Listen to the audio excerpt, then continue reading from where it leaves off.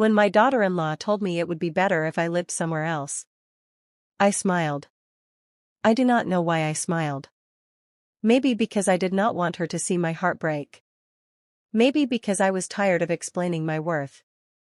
I nodded slowly, like I understood. Like this was normal.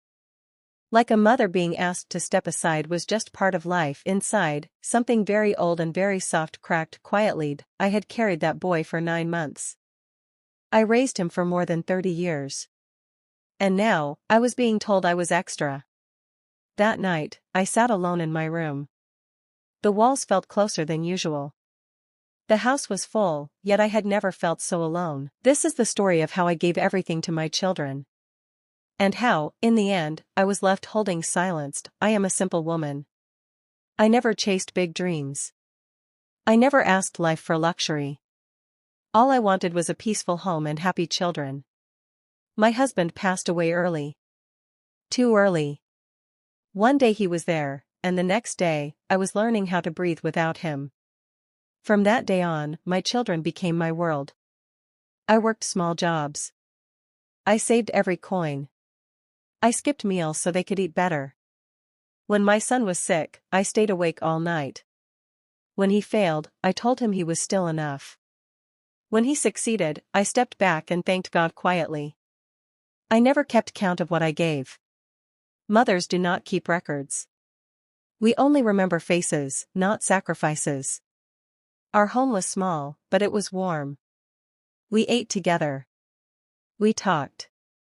We laughed. I believed that love grows stronger with time. I was wrong. Things changed after my son got married. Not suddenly. Not loudly. At first, it was small things. He stopped asking for my advice. He stopped sitting with me in the evenings. He was always busy. His wife was polite. Very polite. The kind of polite that keeps distance. She called me auntie instead of Ammy. She smiled, but her eyes stayed cold. I told myself I was imagining things. I told myself every new marriage needs time. But time did not soften anything. It only widened the space between us. Meals were eaten separately. Conversations became short. Silence started living in our house. One day, I heard my son say, "Things are different now, Emmy." Different. That word stayed with me. I noticed my cupboard was being moved. My things were shifted without asking. My daughter-in-law reorganized the kitchen. My spices were placed higher, out of my reach. I stopped cooking. No one noticed. I stopped speaking. No one asked why. At night, I heard laughter from their room. I smiled alone in the dark, telling myself this is what happiness sounds like. But why did it feel like grief? One afternoon, my daughter-in-law sat beside me. Her voice was soft. Too soft. She said, "Ammy, you know times have changed." I nodded. She continued, "It might be better if you stayed with your sister, or somewhere peaceful." Somewhere peaceful. As if I was noise. As if my presence disturbed their future. I looked at my son.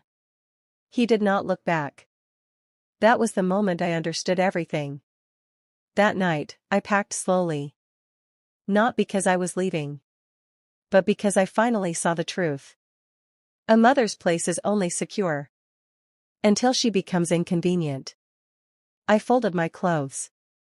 I touched the walls. I whispered goodbye to a life I thought was forever. And I wondered quietly. After all I gave them, how did I become so easy to leave? The next morning came quietly. No one knocked on my door. No one asked if I slept well. The house woke up without me.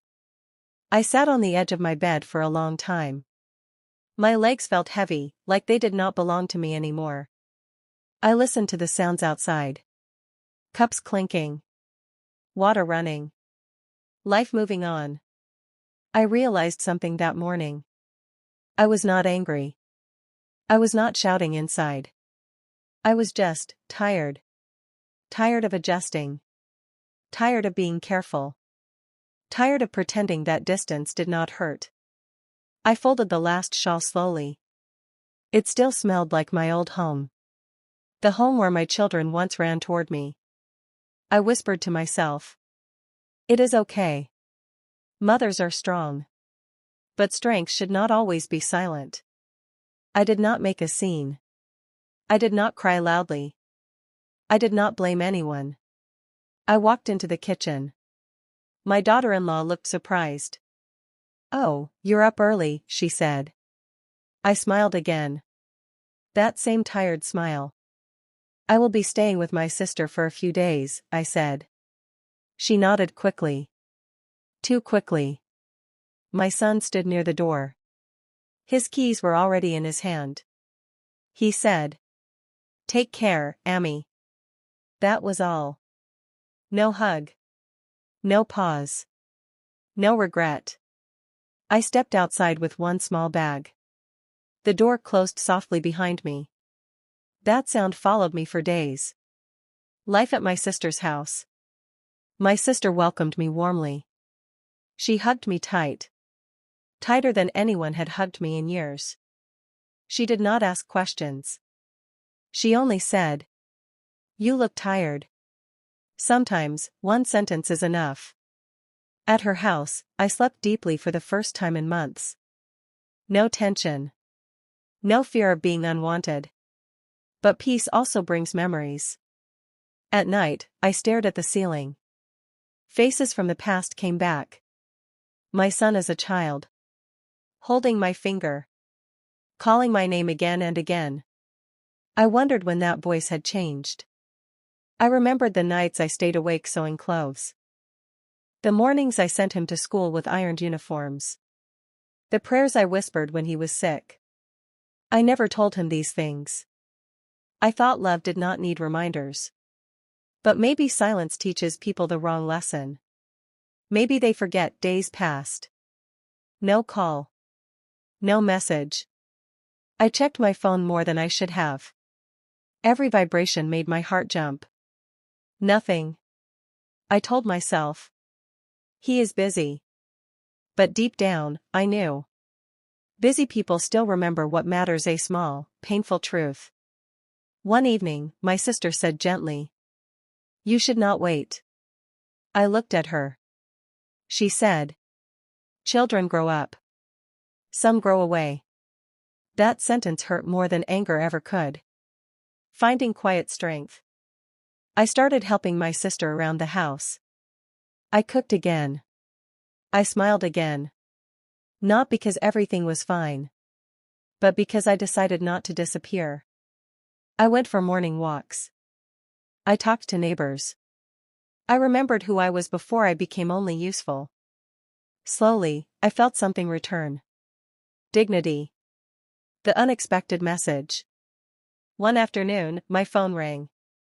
It was my son. His voice sounded unsure. "Amy, how are you?" I took a deep breath. "I am fine," I said. There was silence. He said, "You can come back anytime." Come back. Like a guest. Not like a mother. I replied calmly. "I know." And I ended the call. A different kind of peace. That night, I did not cry. I understood something very important. Love given freely should never make you smaller. And motherhood does not mean losing yourself. I forgave him quietly. Not for him. For myself. Sometimes, children do not mean to hurt us. They just forget who stood behind them the longest. I was not abandoned. I was redirected. And in that redirection, I found my own voice again. The space that taught me who I was. After that call, I stopped waiting. Not in anger. Not in pride. I simply stopped placing my heart outside my body. Days passed quietly at my sister's home. The kind of quiet that does not scare you. The kind that allows thoughts to speak. Every morning, I woke before sunrise. I sat near the window with a cup of tea. The sky slowly changing colors felt like a promise. I realized how long it had been since I lived for myself. Understanding my own silence. I used to believe a good mother stays silent. She adjusts. She bends. She disappears if needed. But silence can be misunderstood. My children did not see my sacrifices. Not because they were ungrateful, but because I never allowed them to see my limits. I made strength look endless. And when something looks endless, people stop valuing it. One afternoon, I found an old photo. My son, maybe 6 years old, holding my hand tightly at a crowded bus stop. His eyes were scared. Mine were calm. I remembered telling him, "Do not worry. Amy is here." That promise had shaped my whole life. And yet, no one had promised me the same. I stopped blaming. Blame is heavy. I carried it for a while. Blaming my daughter-in-law. Blaming my son. Blaming myself. Then one day, I put it down. I realized everyone was doing what they knew. Not what was right. Not what was kind. Just what was familiar. That understanding brought peace. Becoming seen again. My sister's neighbor often visited. She listened. She did not interrupt.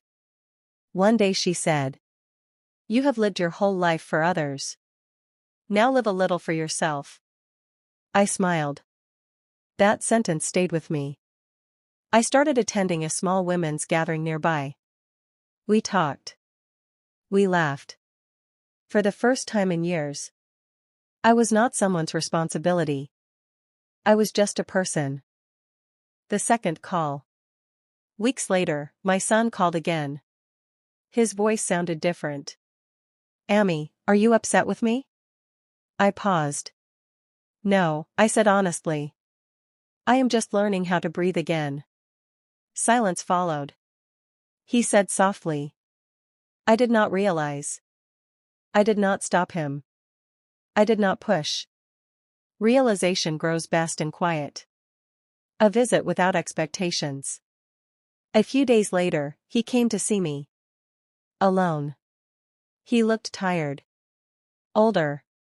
He touched my feet, like he used to. "Amy. I'm sorry." That was all. No explanations. No excuses. Just regret. I placed my hand on his head. "I know," I said. "Forgiveness does not need speeches." What I did not say. I did not say how lonely I was. I did not describe the nights I cried quietly. I did not list what I gave. Because forgiveness is not about proving pain. It is about releasing it. The new boundary. I did not move back. Not because I was bitter. But because I had learned something important. Love needs space to stay healthy. I told my son, "I will visit. I will always be your mother. But I also need my own peace." He nodded. And this time, he understood. Some lessons come late. Some realizations arrive after damage. But healing does not need perfect timing. It only needs honesty. I did not lose my son. I found myself. Living without resentment. Life did not change overnight. Healing never does. Some days, my heart still felt heavy. Certain memories still arrived without warning. But they no longer crushed me. I stopped asking why things happened the way they did.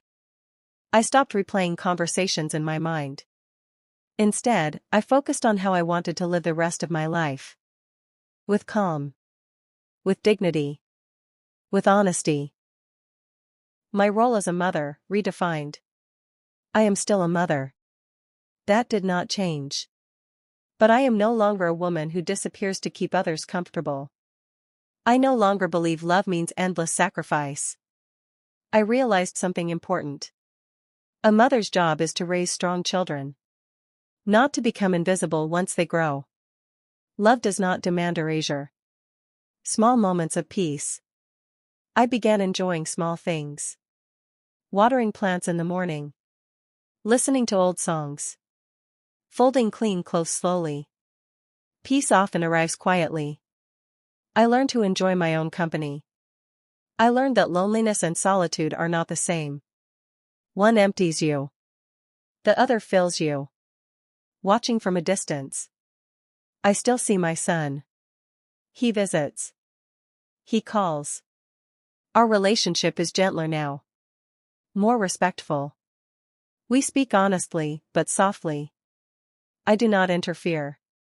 I do not control. I love him from a healthy distance. Sometimes, distance saves love. What aging taught me. Growing older teaches you strange lessons.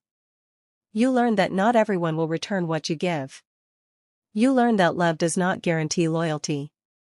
You learn that silence can be louder than anger. But you also learn this.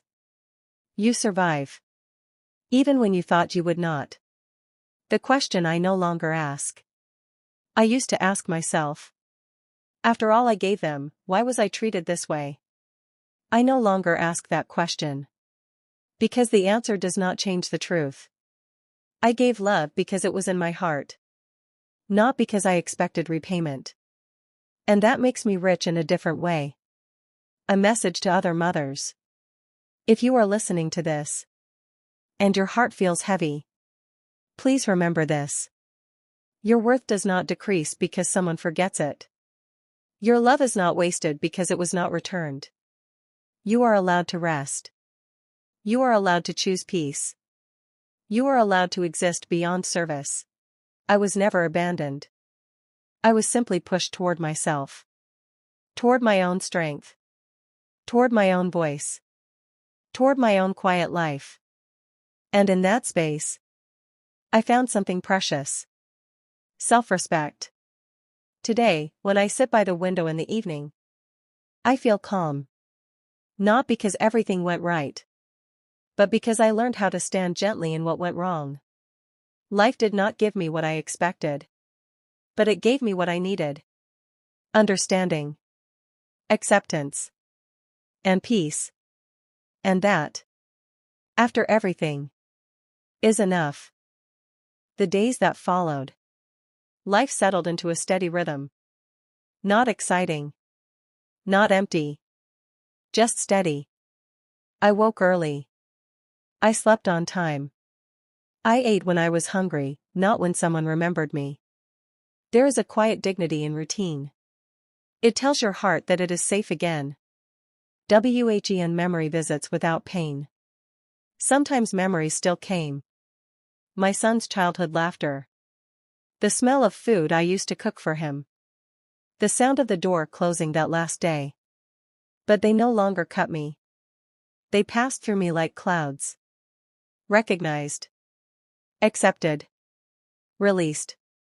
Healing does not erase memory. It changes how memory sits inside you. One evening, I wrote a letter. Not to accuse. Not to explain. Just to say what I never said. I wrote about love without conditions.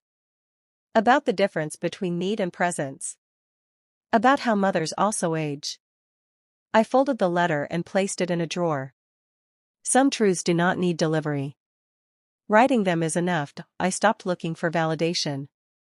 No approval. No apology. I looked at myself and said, "You did your best." That sentence felt heavier than praise. And lighter than regret. When you finally see yourself, you stop asking others to look. WHEN people ask about my son. People still ask. Does your son live with you? Do you miss him? I answer gently. Yes, I miss him. No, I do not need him to survive. Both can be true. Love does not disappear. Dependence does. What I learned too late, but still in time. I learned that boundaries are not walls. They are doors you choose when to open. I learned that sacrifice without voice can become invisibility. And love without balance can become loss. But I also learned this. It is never too late to return to yourself. A quiet blessing. I bless my children. Not with bitterness. Not with expectation. Just with peace. I hope they learn what I learned. Without the same pain. And if they do not, that is their journey. When time slows down. As the months passed, time began to slow. Not because life became empty, but because I stopped running after it. I learned to sit with moments. To let silence stay without fear. To let days be ordinary. Ordinary days are kinder than dramatic ones. The body remembers too. My body started speaking in small ways. A little pain in the knees. A longer pause before standing up. A need to rest in the afternoon. Before, I ignored these signs. There was always someone else to care for. Now, I listened. Caring for myself felt strange at first. Almost selfish. But then it felt necessary. And finally, it felt right. A different kind of strength. Strength used to mean endurance. Now, it means honesty. If I am tired, I rest. If I feel sad, I allow it. If I need help, I ask. This strength is quieter. But it lasts longer. I attend family events sometimes. Weddings. Birthdays. Gatherings where laughter fills the room. I smile. I bless. I leave early. Not because I am unwanted. But because I know my limit now. I no longer stay where my presence feels heavy. Aging takes many things. Speed. Energy. Illusions. But it gives back clarity. You see people as they are. Not as you wish them to be. You stop hoping someone will change. And start accepting who they are. That acceptance is freedom. My prayers have changed. I no longer pray for control. I pray for calm mornings. For gentle nights. For a heart that does not harden. I pray to remain kind. Without becoming weak again. There is a difference. I made a promise. I will not shrink to fit into anyone's comfort. I will not disappear to keep peace. I will not confuse love with silence again. This promise feels like home. That is their journey. As the months passed, time began to slow. Not because life became empty, but because I stopped running after it. I learned to sit with moments. To let silence stay without fear. To let days be ordinary. Ordinary days are kinder than dramatic ones. The body remembers too. My body started speaking in small ways. A little pain in the knees. A longer pause before standing up. A need to rest in the afternoon. Before, I ignored these signs. There was always someone else to care for. Now, I listened. Caring for myself felt strange at first. Almost selfish. But then it felt necessary. And finally, it felt right. A different kind of strength. Strength used to mean endurance. Now, it means honesty. If I am tired, I rest. If I feel sad, I allow it. If I need help, I ask. This strength is quieter. But it lasts longer. Watching life from the side. I attend family events sometimes. Weddings. Birthdays. Gatherings where laughter fills the room. I smile. I bless. I leave early. Not because I am unwanted. But because I know my limit now. I no longer stay where my presence feels heavy. What age gives back. Aging takes many things. Speed. Energy. Illusions. But it gives back clarity. You see people as they are. Not as you wish them to be.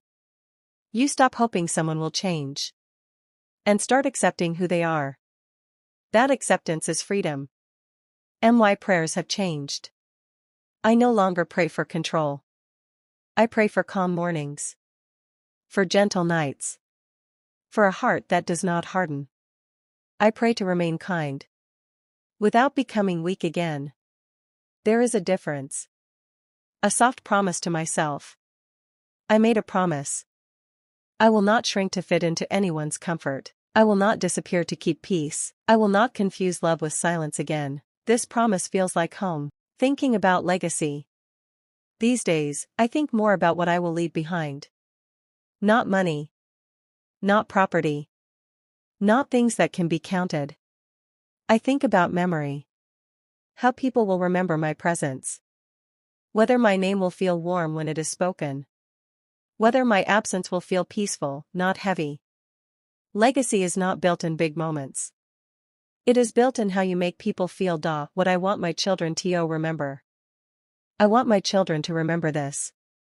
That their mother loved deeply. That she forgave easily. That she learned, even late, how to respect herself. I do not want to be remembered as a burden. Or a sacrifice. Or a shadow. I want to be remembered as a woman. Who stood quietly. And chose peace over bitterness. The things I did wrong. I was not perfect. I loved too much without speaking. I gave too much without asking. I stayed quiet when I should have explained my pain. I thought endurance was enough. It was not. But mistakes do not cancel love. They teach it. If I could speak to the woman I once was, I would hold her hands and say, "You do not have to disappear to be loved. You do not have to suffer to be good. Your needs matter too." I would tell her to rest sooner. To speak sooner. To choose herself sooner. But life does not move backward. It only allows understanding to move forward. A message for daughters and sons.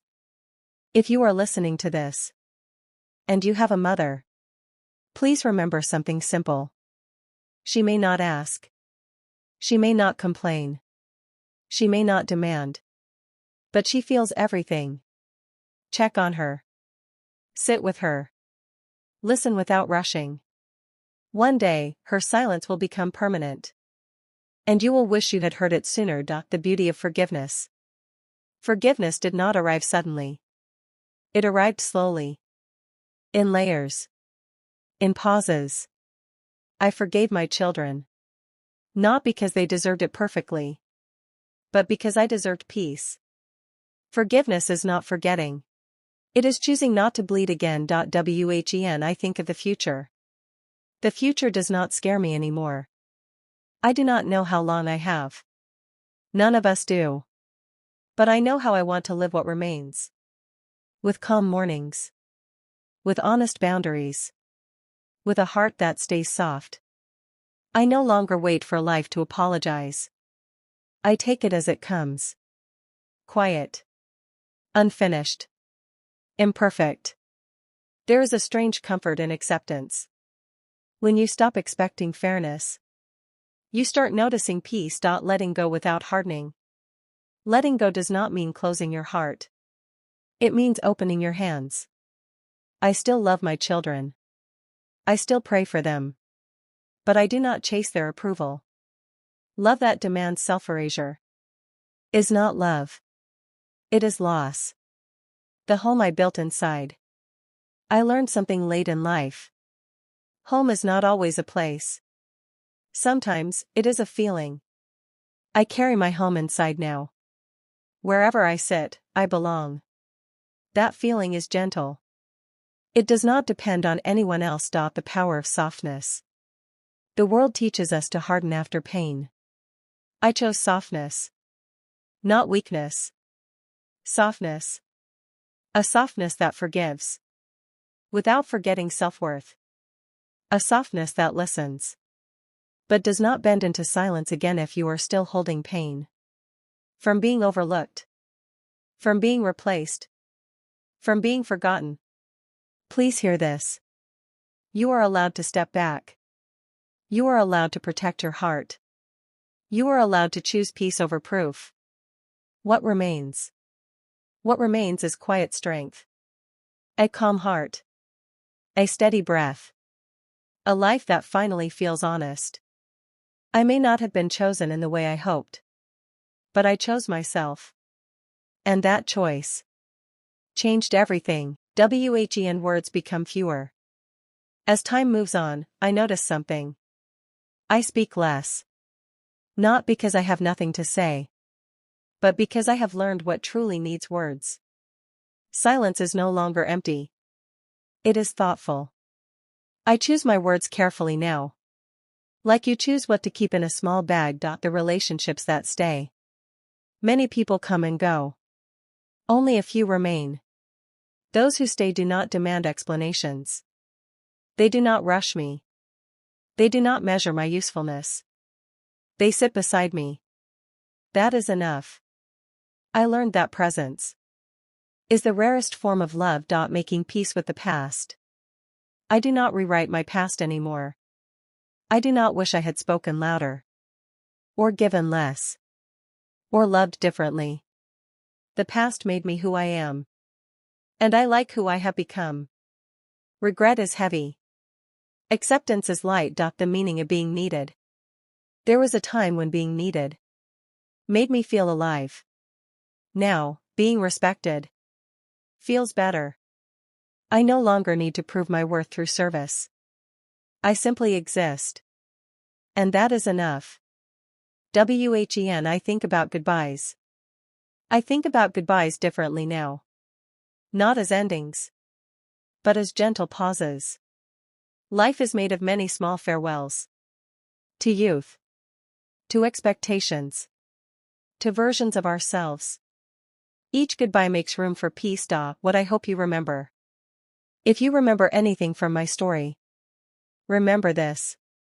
Do not wait to be pushed aside. To choose yourself. Do it while you are still standing strong. Love deeply. But never disappear inside that love. I am not sad. I am complete. Some stories end loudly. Mine ends softly. And sometimes, soft endings last the longest.